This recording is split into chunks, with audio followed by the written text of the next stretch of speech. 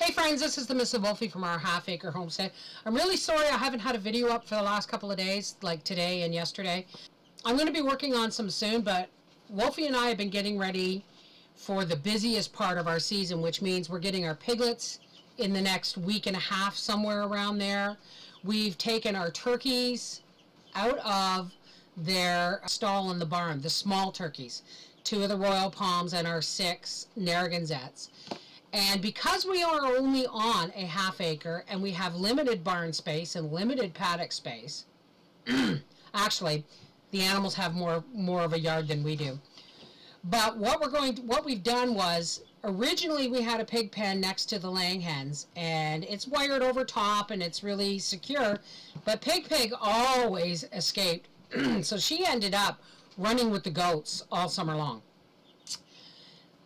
So what Howie's done, or what he did do, is he fenced off that 1/3 of the paddock for Ditto and Snots, because we left Snots in there to keep Ditto company, but Ditto's our breeder buck and he's the only intact male that we have, so we don't want him with the females yet. Even though he's very young, he could still be fertile. Okay, so we don't want any connection between our female goats and our male goats, our intact male goat, until December. So what we've done is, the old outdoor pig pen next to the laying hens, that was the Ditto and Snot spot, and they had 2 yards. They had the pig yard, the old pig yard, and they had the part of the paddock. Howie divided the inside part of that housing unit in half, so that Ditto and Snot still have a place to get in and out of the weather, and we had a covered over caged yard for our 8 turkeys that have gone in there. We have 2 of the big Royal Palms in with Ma and Pa Kettle and Pa's new girlfriend, who will be hopefully breeding next year, only because they're too big and they will beat up on the smaller turkeys. And Pa Kettle seems to keep them in line. Now our little turkeys are outside. Ditto and Snots have their 1/3 of the paddock to run in. Security's doing really well on our meat birds, our ducks, and our goslings. Then we have what's in our chicken yard, that's meat birds. I'm going to be taking 4 of what I call my mutt heritage chickens. Those are the chickens that I have been breeding with a new rooster every year over the last 5 or 6 years. So I have lots of heritage breeds into these laying hens. So I have 4 or 5 that I've earmarked. I've got Cleopatra and a couple other pretty ones, and of course a Barred Rock Speckled Sussex cross that I want to throw in the mix. Those are going to be my new laying hens. Plus, over here in my incubator, I've hatched 3 more black copper Morans because the first hatch didn't do well, and 2 dark Cornish. Now dark Cornish start out small and they're not a huge bird, but they get really compact. These are not the white Cornish crosses, okay? These are heritage birds. These are a dark Cornish, and I'm hoping to keep one of those for a rooster.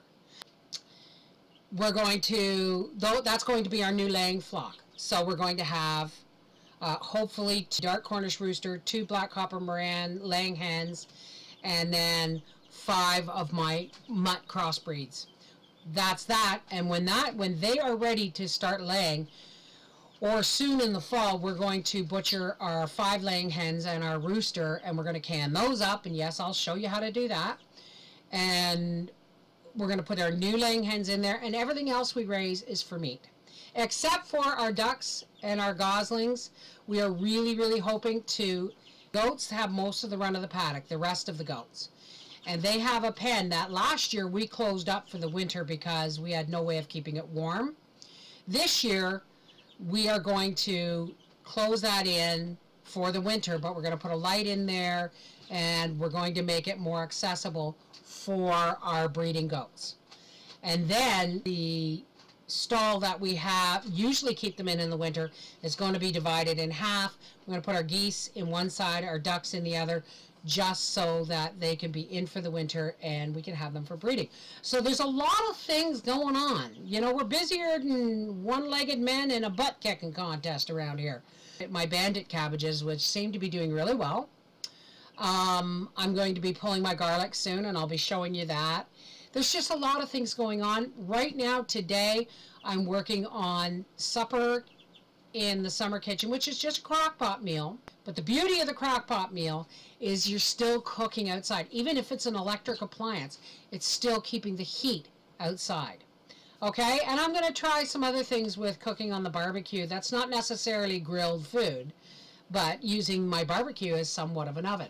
All right, so, oh, and also Sunday night, July 27th, Jano Zero and I, my little brother John and I, are going to be doing our Sunday night show on the Beverly Wolfe channel.